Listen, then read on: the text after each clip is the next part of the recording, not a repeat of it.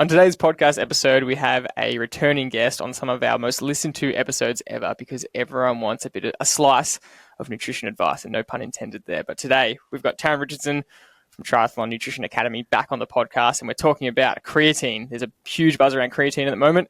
Is it worth it or not? Common fueling race day mistakes, what to avoid on race day so you don't muck up your day from the nutrition side of things, how to actually lean up properly, and what is the goal with calorie deficit, and is that worth it, as well as which supplements are worth it and which are a waste of money. So Taryn, a very big welcome back for a fourth or fifth time, I think, on the podcast. Thank you so much for having me. I'm very excited to talk about all those topics. It's going to be an awesome episode.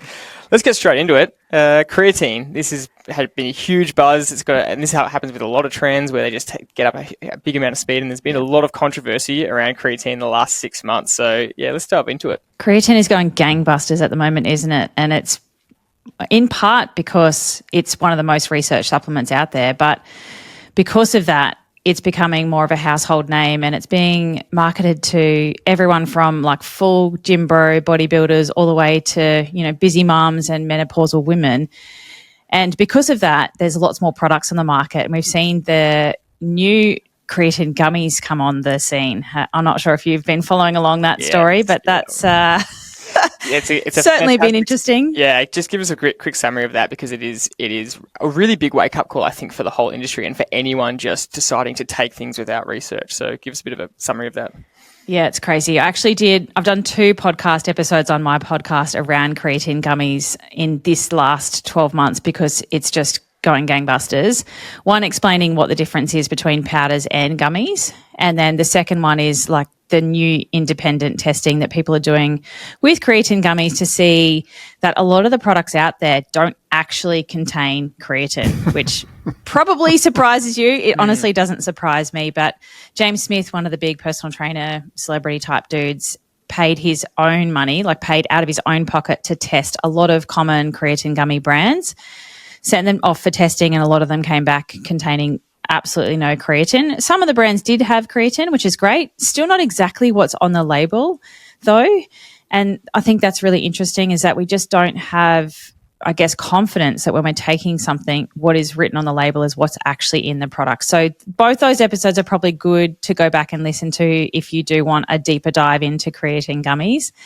And if you are taking creatine gummies, please go and have a look at some of that independent testing to see if the brand that you're taking, Push is a big one here in Australia.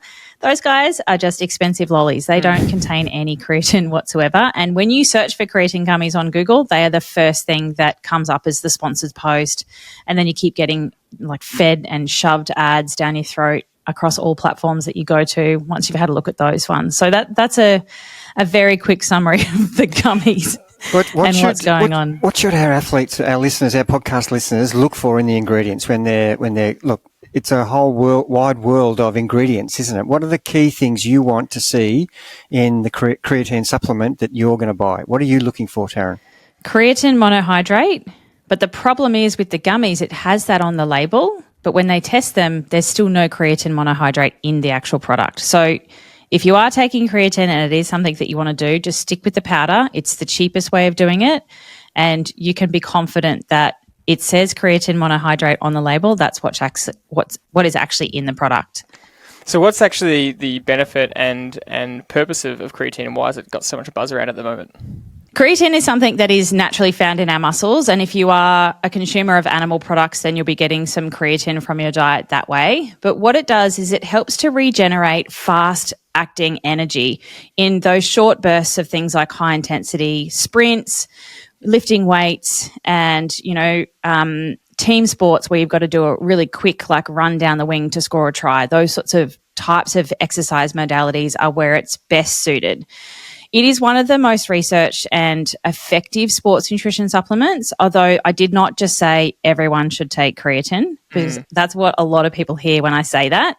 But it's important for improving strength, muscle mass, and that high-intensity performance, which isn't really what we do as a triathlete. We do a lot of zone 2 aerobic type exercise, but there are a few groups of people that are triathletes that could benefit. So think masters athletes, where we're fighting that age-related muscle decline as we get older, sarcopenia, where we're just like pushing shit uphill really to try and maintain our lean tissue. And then we're doing all that endurance training as well, and probably not strength training, which, you know, you should be doing.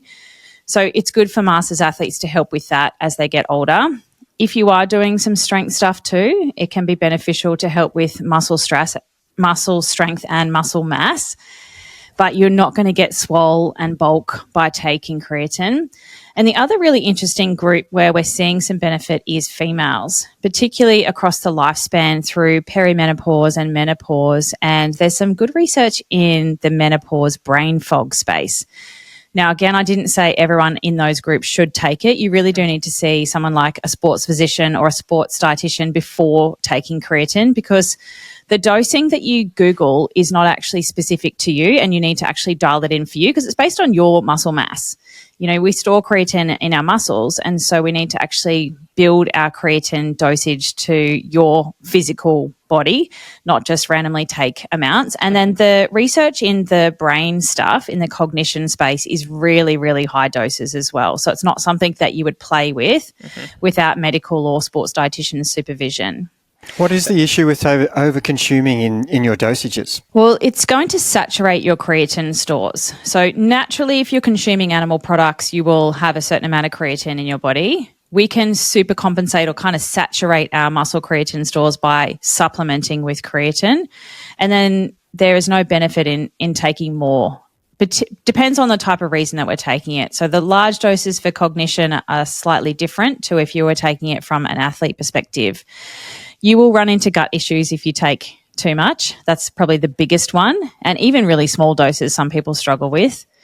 So it's not something that I would play with. And it's also like I don't know, I think of my body as a bit of a temple, right? It's my high performance engine. I'm really cognizant of the things that I put into it.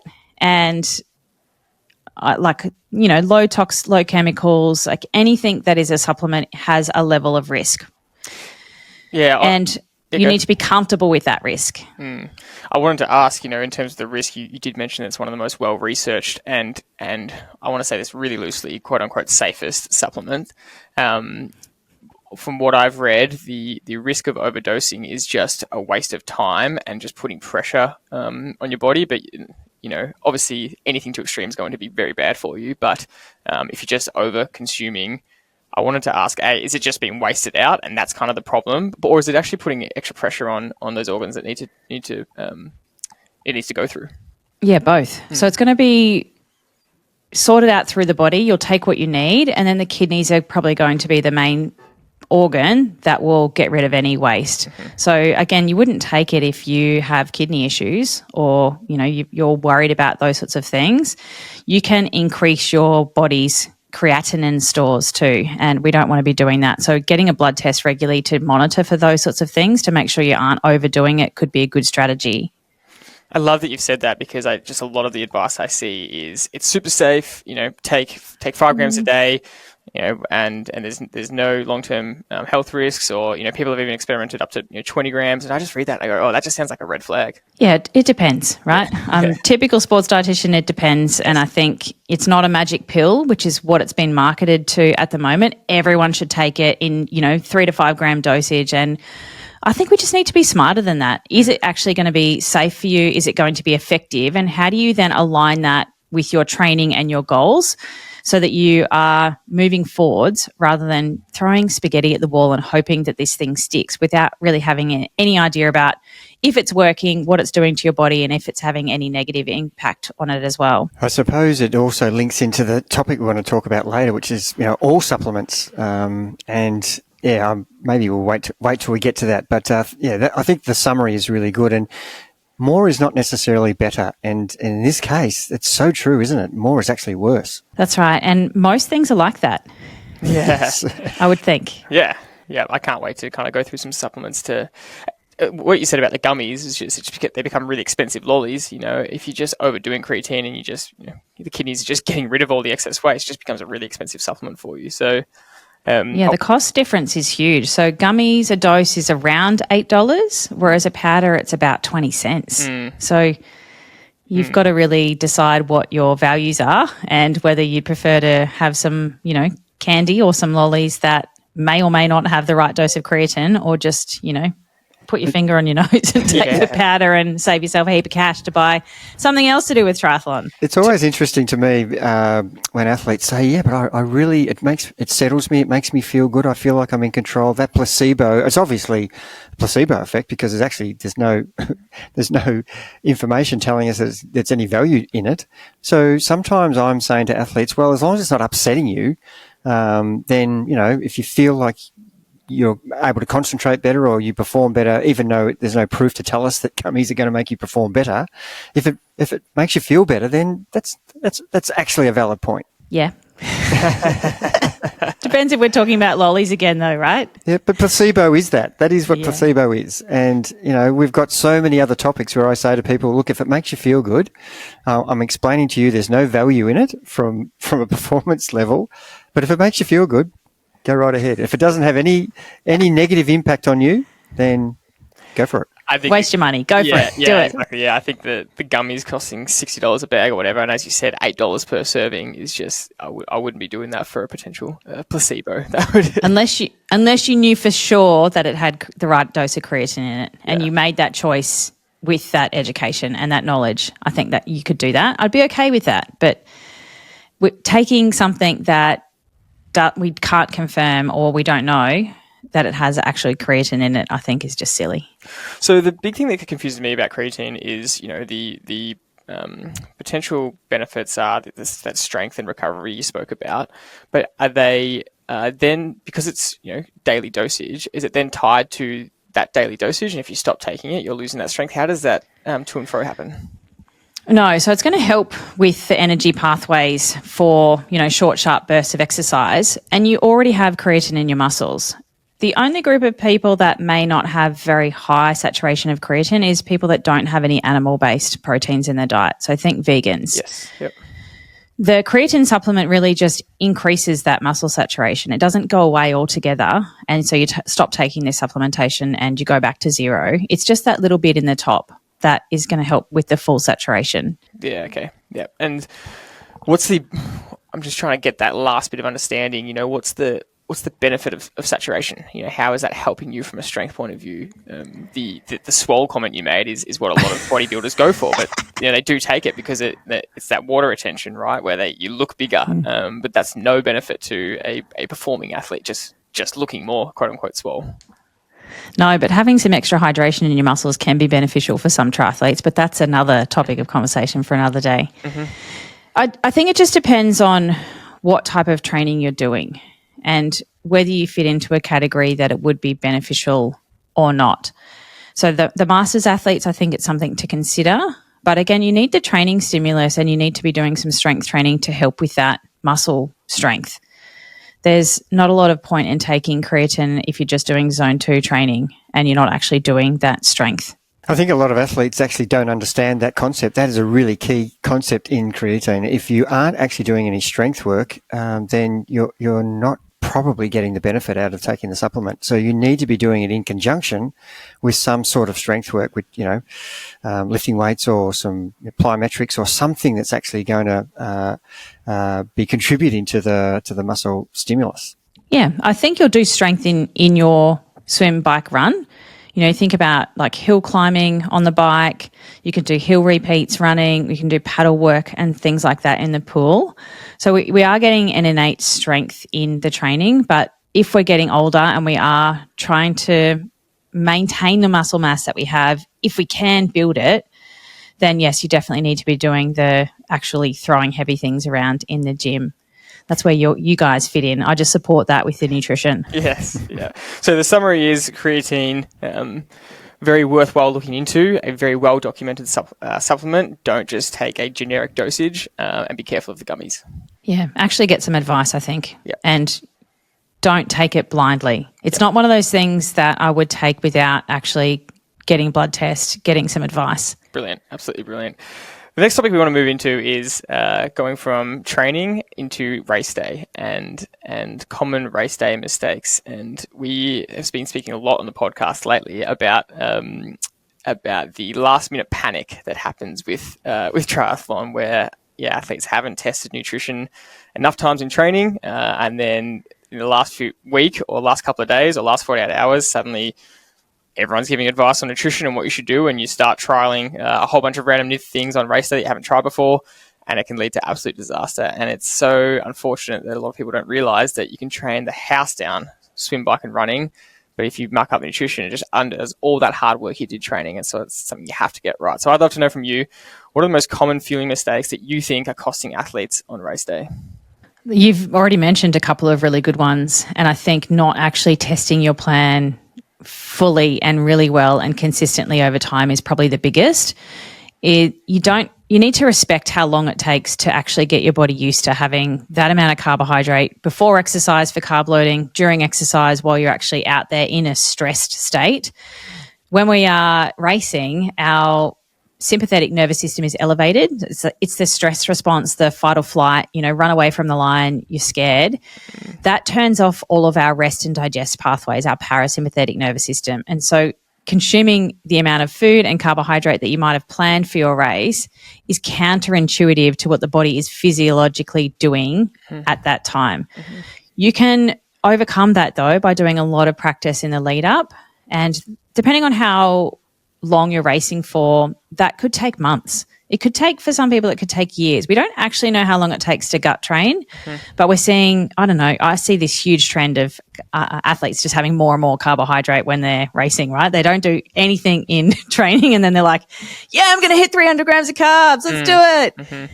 As well as I've seen athletes train on a product or a particular gel and then race on something completely different. And I'm like, why on earth would you do that? That makes zero sense to me. So definitely practicing or not practicing is one of the biggest mistakes, and not practicing enough.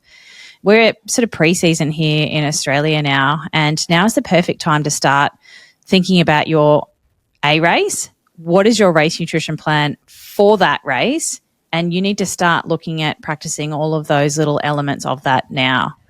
Can we go one step further, Taryn? And I know that you're passionate about this. The intensity that you train at has to mimic the race intensity. And you've just talked about we have different physiological things happen to us on race day with the stress levels.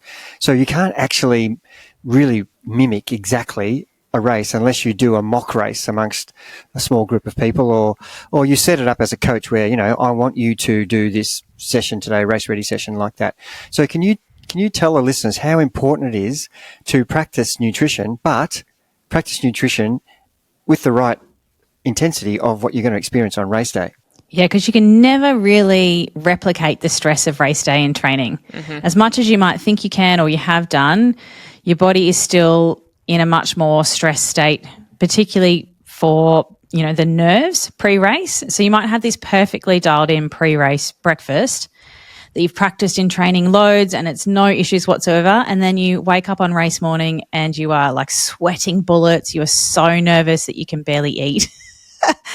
And it's really hard to replicate that stress. So thinking ahead about what are you as a type of racer, and can you emulate any of that in your training or work backwards from that now?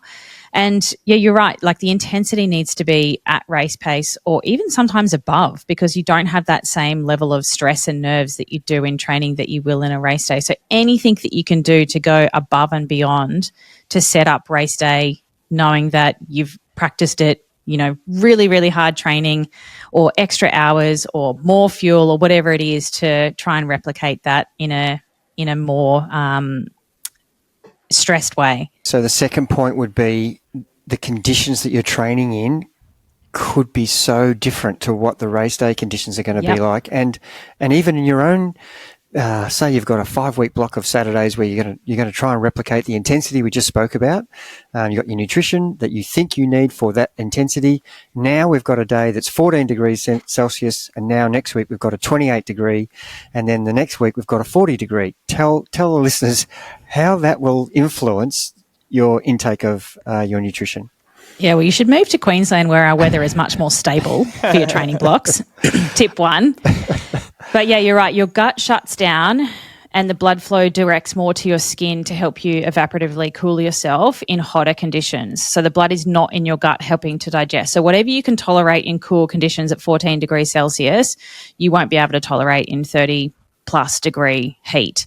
And then, throw humidity into that too, and you're in a bit more world of pain. So again, you need to think ahead. What is your race? What are the conditions likely to be? And do whatever you can to train in race conditions. That might mean, going out for a run at 3:00 in the afternoon in the heat, and replicate your nutrition as if it was race day in a session like that as well. If you can give it a nudge, push the needle a bit in your training sessions, have more fuel, have more liquids, whatever it is you can, and then you can be a bit more confident on race day if you pull it back a little bit, that you've been able to tolerate even more so in training. So a bit of experimenting, isn't it, really, with trying a little bit more. Did it affect my gut? A little bit less? Did I feel like I was running low on fuel? Was I starting to bonk? So it's there's no exact science, is it? It's you trying to experiment with conditions and intensity. Is that a good summary? Yeah, and it'll change all the time. You might have it perfectly dialed for 1 year and for whatever your race is, and then you go back and you build up for that same race again next year, and you almost have to start all over again. It's not something that you keep. It's definitely a use it or lose it. And I think you can get better at listening to your body and better at understanding your race nutrition over time. But it's not something that you can just stick to one level and be like, okay, this is my race plan forevermore. When I help athletes with their race nutrition in the Triathlon Nutrition Academy, I teach them all of the elements so that we can build it for that race. And then we need to understand how to tweak it and evolve it for the next race, because you're right, the conditions might be different, both temperature and humidity. The course might be different. You might have a really hilly bike versus a fast flat bike. You might be fitter or you might be unfitter, depending on what's going on in life. So not having a set and forget race plan is one of probably a really big mistake that people make, is that they maybe have been given a race plan from somebody and then they just use that for every 70.3 from here on in without having any understanding about the workings that go in behind it and how to tweak it and evolve it and finesse it for future races. And you mentioned with the difference in temperature, intensity, the heat and humidity, and how the blood flow will be redirected to the skin to help cool down. How does the fluid intake change in conjunction with the food intake? Because there's two things that is going on in the triathlete's race. You're trying to monitor what you eat as well as your water and electrolyte intake. And so how does that change as well? Yeah, as it's hotter and it's more humid, you're going to sweat more.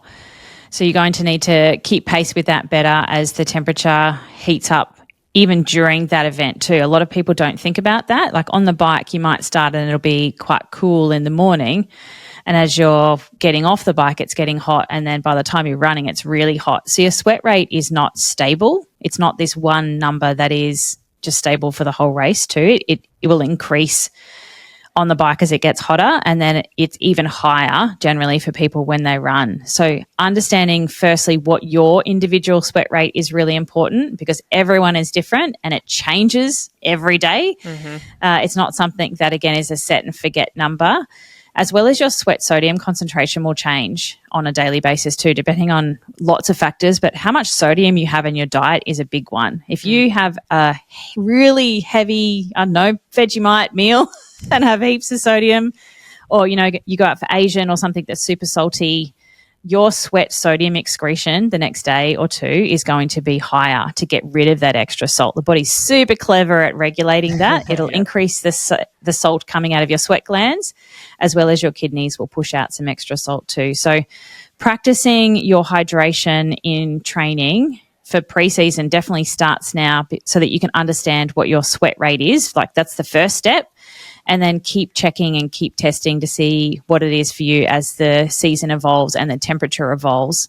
The hardest thing is for people that are going to Kona and they're training across, Australian winter, and then they've got to go and race in 40-degree heat. So you really need to figure out some other strategies to get your sweat rate and your fueling right in a training condition that is so different to a race condition. That's a tough one, isn't it? If you don't have the resources to do that, and I've experienced it myself, coming from the middle of winter to go to Kona. It was just like going from a cooler to a frying pan. It was just ridiculous. You just had no concept of how extreme you were from training in really cold, freezing, wet, rainy conditions. And if you don't have the facilities to do something about that, you just really have to deal with it on the day, which is tough, but you need to allow, this is a point we're trying to make, you need to allow for that on race day, because your requirements that you've been training in, nutrition-wise, will change when you hit different temperatures, which is what you're trying to say. Just got to go to Hawaii about a month early if you can. Quit your job, get a villa, do some training in race conditions. Lionel Sanders style, and it doesn't help in 1989, Dad, when you don't have any carbs or electrolytes either. So add that to the mix as well. You mentioned before the key mistake of trying a new product on race day. You train with one product and then go to the other.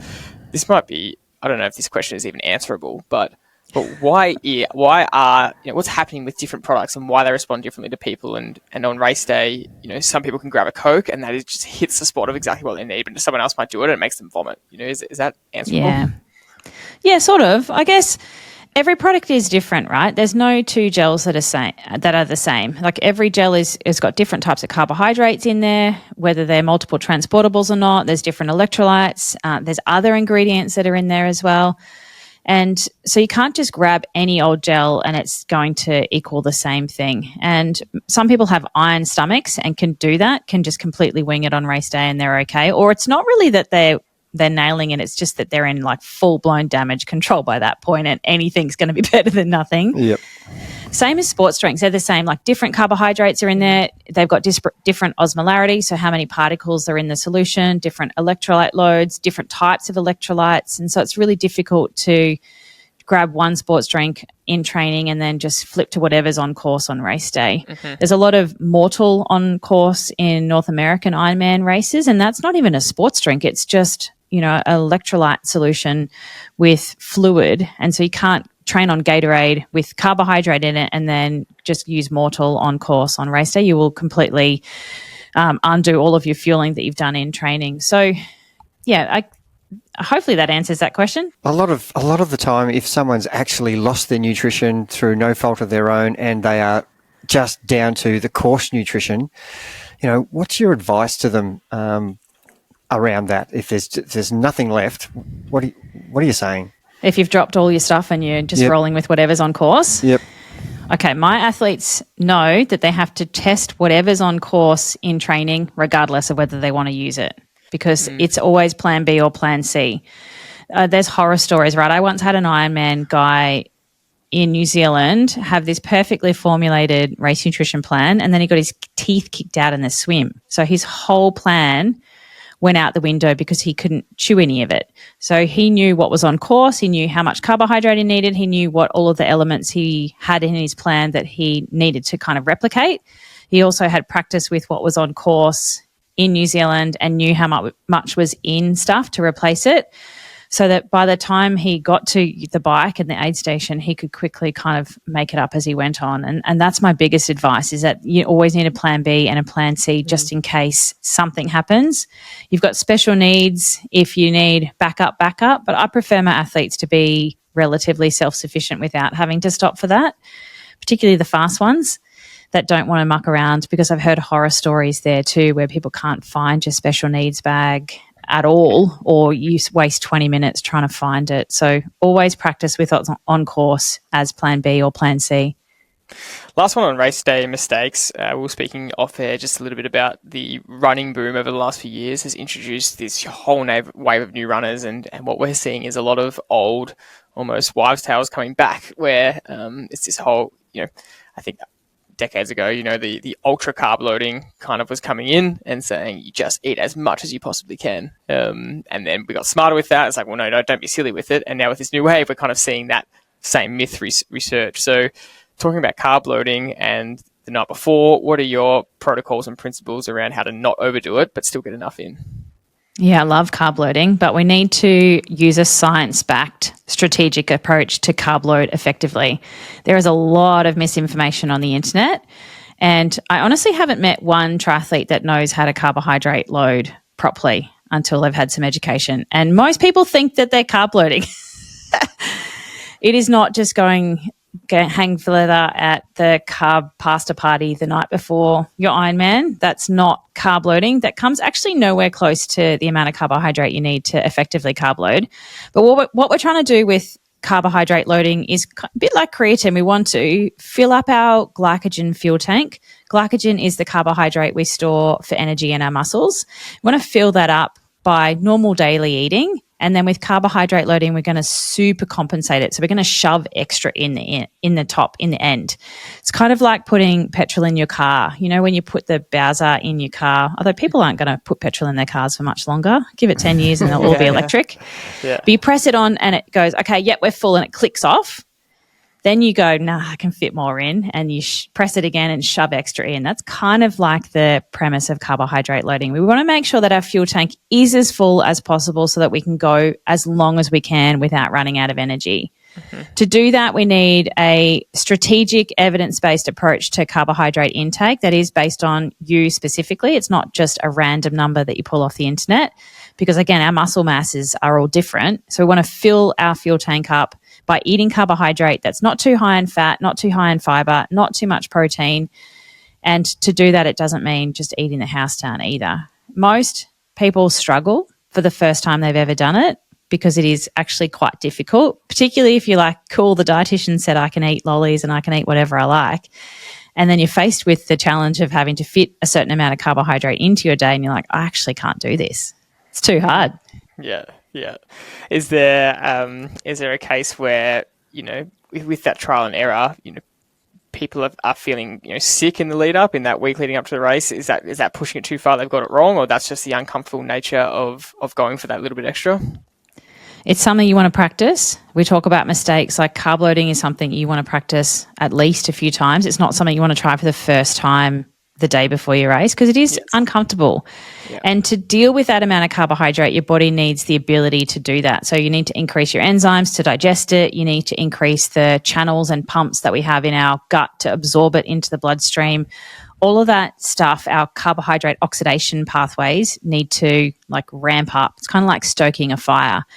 And practicing your carbohydrate loading can help to do that, as long as you put that stimulus in. And you want to line it with your bigger training weekends, right? Practice your carb loading before you do your race sims, before you do all of that big training. And then hopefully you have better energy availability to get through those big sessions as well.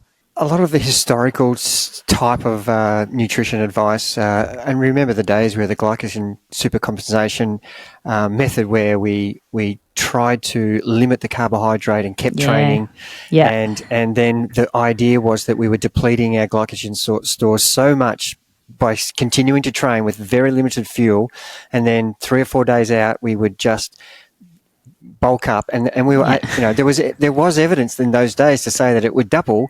We don't do that anymore. That's right. And so tell us what was the problem with this? Why have we changed our mind on that concept? Because science evolves. We probably did the study in the first instance and we're like, okay, let's strip everything out and then load it back up. And then they're like, all right, what if we don't strip it out? Does that still have the same impact? Does it still double it or not? And so they would have done future research to really finesse the protocols. And they've come a long way from probably the 80s, when that was the norm, where you used to strip it out. It was a 5-day protocol, I think. You'd used to strip it out for 2 or 3 and then bulk it up for 2 or 3. But over time, we do more and more research, and we understand how to do things better, and how to do things differently, and how to do things in the easiest possible way, I think. And yeah, we don't need to strip it out, because you're going to train like crap on those days where you have no carbohydrate availability also. Well, I can and that's tell not you, really what we want pre-race. I can tell you it was a shocking experience having done it over 10 times myself. And that was that was the protocol from the experts in the 80s and 90s. And we were being guided by that protocol, and you couldn't train. You could hardly train because you had no fuel, and you felt terrible. You actually lost confidence in, I don't think I can do this race. And then all of a sudden you are filling your body up with so much nutrition that you felt heavy and tired and slow and lethargic. And by the time you got to race day, most people had done their race the 7 days previous. You know, it was such a disaster for the majority of people. I'm so glad that doesn't happen anymore. Thank goodness. But athletes were still absolute weapons back then, I think. You know, you just knew how to put yourself into a hurt hole and keep going. Yeah, you can attest to that looking at the times, you know. The opposite of a calorie surplus and carb loading is calorie deficit. And there is this notion of, you know, I need to lean up to perform better, and I want to go into a calorie deficit to lean up. And there's been a good pushback on that recently, with some athletes being really outspoken about how that's not universally true. And Emma Jeffcoat is a great one from Australia, who's really pushed back on the fact that when I eat more and fuel my body properly, I'm stronger and I'm faster. Christian Blumenfeld, another one, they tried leaning him up, he couldn't push the same power, and he's one of the heavier male athletes, and they just said, we'll keep you the same weight because you perform so well there. So tell us your thoughts on the calorie deficit and the goal of leaning up, because you can see why it makes sense to the common eye. You know, I should be, my power to weight ratio improves, I should be able to perform better. Yeah, it's really hard, particularly when we do 3 sports. It's very different to applying that to just cycling or just running. But we do take a lot of our, I guess, information or insights from just cycling and just running. Particularly age group athletes look to Tour de France riders and like, yeah, I can do that. It is, we could talk for an entire podcast episode about this topic. I'm really passionate about trying to make sure triathletes fuel themselves properly instead of constantly striving to be lighter and leaner, because that doesn't equal faster, which is what most athletes think, is that is as long as I like lose 10 kilos for this race, I will do better.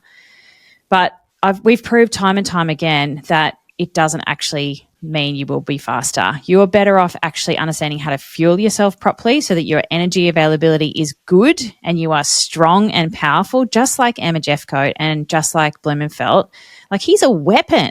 And a lot of people, I remember in the early days talking about how big he is. I'm like, shut up. Like, leave the poor guy alone. He's the best athlete out there. And you are telling people that he's fat. There is no way that guy is fat. Leave him alone. And we look at that as age groupers and think, all right, if I just lose 10 kilos, I'll be faster up this hill in this hilly bike course. But we run the risk more so of negative things happening if we are constantly chasing that elusive race weight. You will do long-term damage to your bone health and your hormones if you are constantly putting yourself into a deficit. So I love to teach my athletes how to fuel properly for triathlon as the primary goal. And then the body composition stuff, when you do that, honestly, will sort itself out if you can be patient. One of my athletes just ripped up the course at Sunny Coast, Kelly. He's 65. He is the fastest and the leanest and lightest he's ever been in his life at 65. He's eating 4,000 calories a day. He has not put himself in a deficit to get that way. He has naturally driven body fat loss and increased muscle mass by eating, by fueling for performance and stoking the fire and improving his carbohydrate oxidation and making sure he gets enough protein and all those big rocks that will lead to body composition actually sorting itself out when you do that. Because when you don't, when you put yourself into a calorie deficit all the time, you're trying to constantly lose weight, you won't perform well in training. Yes. You're not going to perform well on race day. And you do run that risk of long-term damage, so that by the time you do eat again, the body's like, hang on a minute, I don't know what to do with these calories. So you need to kind of flip the script and think about your body composition completely differently. And the way I love to do it is actually to concentrate on fueling properly first and feel the energy that you can get when you are doing that right. Because when you've got energy for training, you will train harder and you will get fitter and you will burn more calories if you do that. It's so great that you've mentioned that, because a lot of athletes still to this day, when I interview them to join our program, they are saying, I say to them, what are your goals? What are you trying to achieve? All of them. Every single one of them says, oh, I need to be 10 kilo lighter than I am. And I would say, why? And, because it makes me feel good. I look good. I look better. I look a better athlete. I will go faster. And I say to them, what if I tell you that that's probably not the case? And I love it that athletes now are getting to understand that you can't actually do the program, the actual training program, without the right fuel. And this is the message that everybody needs to hear from this podcast: is you need to fuel adequately so you can actually do the hard training session and become a better athlete.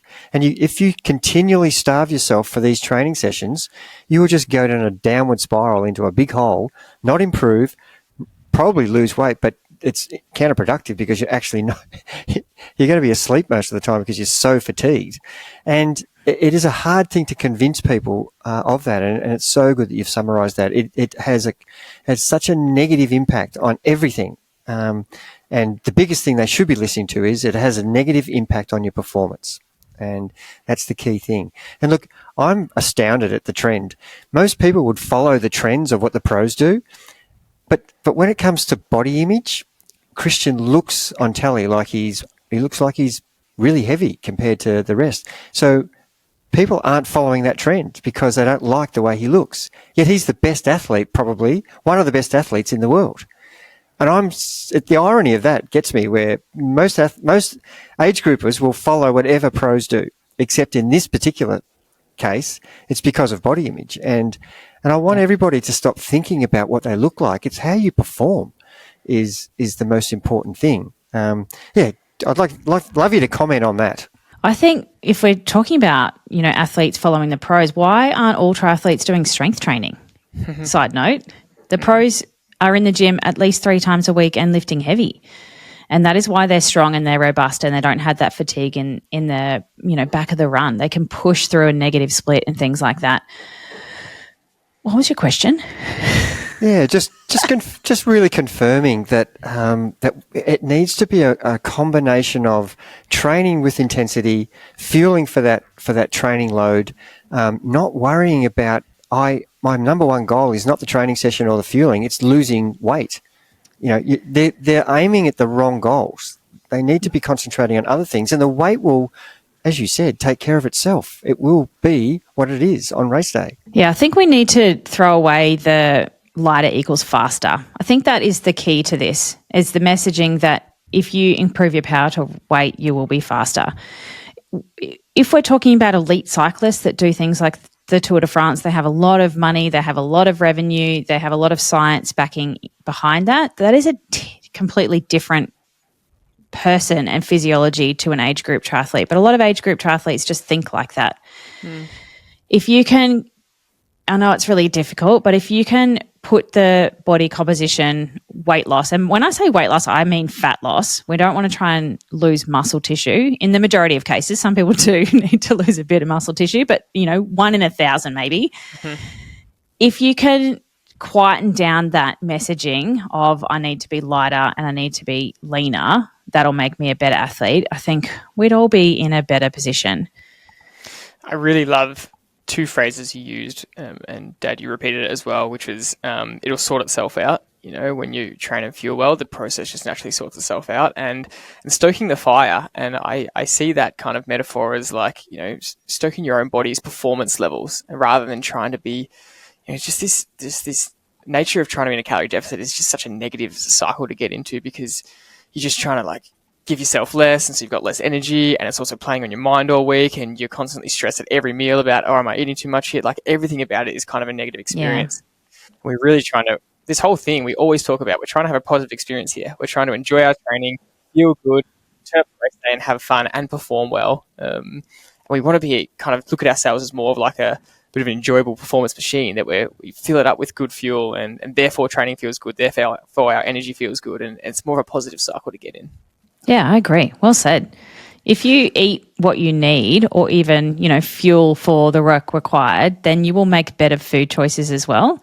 Often when people are constantly in a calorie deficit and constantly holding back, they make terrible choices in the day, and then their body's in such a hole that by the time 3:30 eyes comes around, that, after lunch window where the floodgates open, it's really hard to close them. And that's where a lot of poor food choices happen.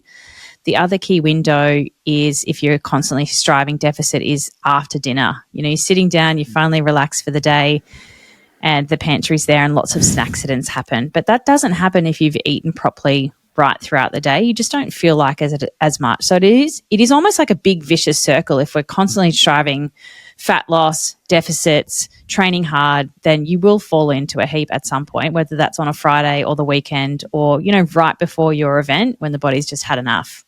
How much does habit take a role in this?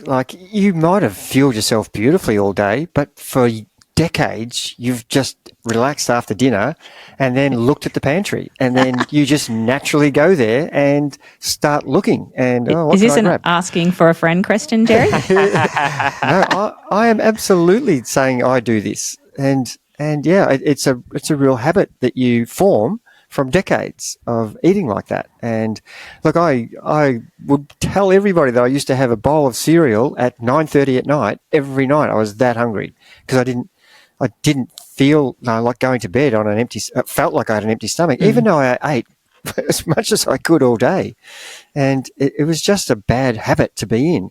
And so that is part of it, isn't it? Just changing your habit. Yeah, you have to first want to change it. But I think if you want to change it, you'll do it, but you need a good reason to do it. Otherwise, it'll just become habit again. And maybe part of that is eating better through the day so you don't feel like you need it. Like, we don't want you going to bed feeling starving. So what has led to that at that time of night? Is it because you have done a terrible job of your recovery right in that morning session?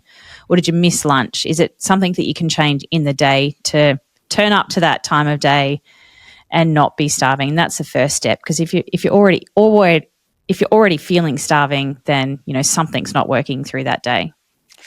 And look, I have to say that we all resonate with this because we've all had these thought processes, and I'll just speak for myself and say that I've been in that thought headspace myself, and I can't tell you the amount of times where I haven't felt motivated and then I've just eaten well, and that was the problem, and like you haven't felt like training, and then you just got some proper food into you, and then that was the only thing missing, and it's such an important thing to remember. So I'm glad we've gotten through that messaging. I really want to finish off this episode with some rapid fire little bonus tips for everyone about supplements, and if you could I'm just going to throw some at you firstly, and if you could tell me if you think that they're worth it or a waste of money, and then we'll get you to finish off with any other ones that come to mind. But first one, protein powder. Is this a yay or a nay? Or give us an answer first, and then a quick explanation.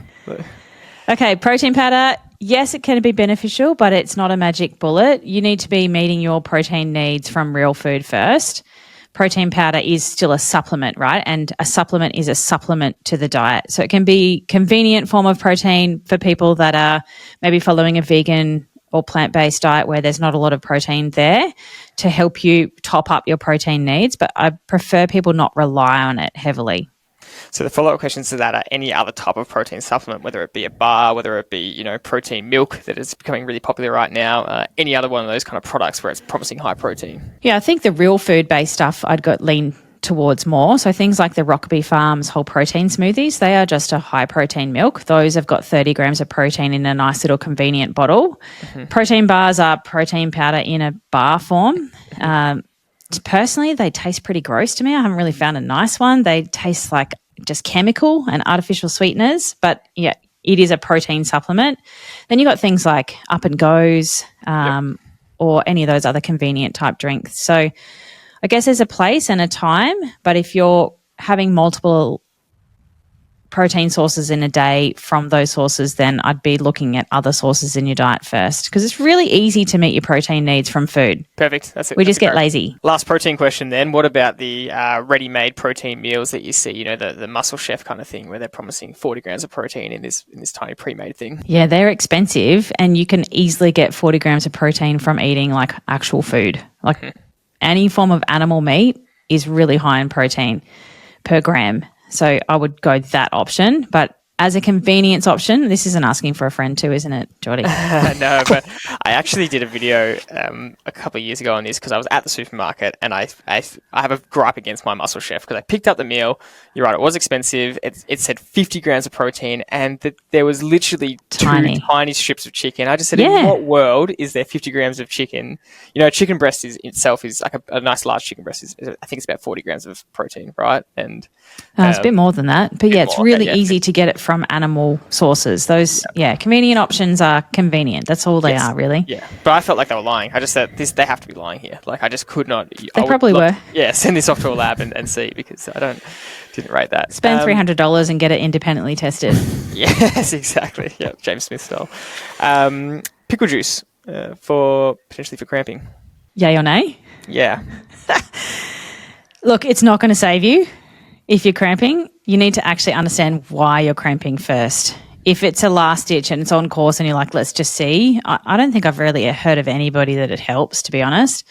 But the premise is that it is so gross that it just kind of triggers the central nervous system into a shock, and so it helps to stop a cramp if it's occurring. But for me, like, I'm a primary prevention type person. Like, what is causing the cramping here? Is it because you are fatigued and you need to do some strength training? Is it because you're severely dehydrated? Are you underfueled? Like, what is going on that's causing that cramping, and fix that rather than trying to rely on something like a pickle juice at the end of your race. But by all means, if you're cramping and it's right there, take it, see what happens.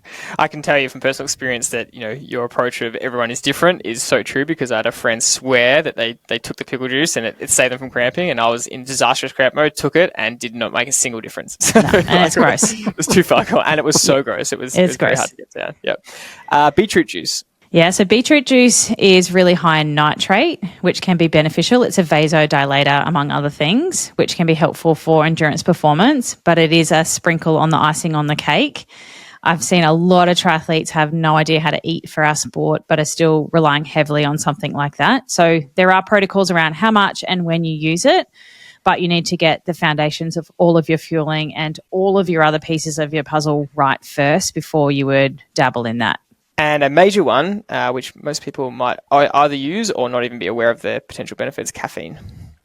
Oh, caffeine. I love caffeine. Just from a daily coffee perspective. No, caffeine is probably up there with creatine in that it's one of the most researched supplements out there. It is in the realms of, like Jerry said before about carb loading, we used to think lots was better. And over time, they've done a lot of research in creatine supplementation to really fine-tune the dosing protocol for how much you have and when you have it and all those sorts of things. So it is one of the things that more is definitely not better. The negative impact of too much caffeine, if you've ever over-caffeinated it, are not good. You know, shakes, nausea, full-blown anxiety attacks, all those sorts of things. It is a bit of a prokinetic, so it stimulates peristalsis in the gut, and a lot of people use it to go to the bathroom pre-race, but having that happen in the middle of the race is not ideal and not pretty, because it's code brown, got to go now, find a portaloo or a bush. Yes. So yes, definitely beneficial. I would dial it into a race nutrition plan in particular key moments depending on the distance that you're doing and what type of caffeine user you are. We could talk about caffeine for an entire another episode as well. So yes, but make sure you have the right dose for you at the right time.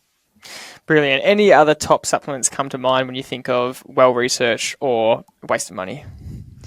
There's so many that are a waste of money. Please don't take a multivitamin or any of those vegetable juice powdery thingies, please. They are just expensive nothings.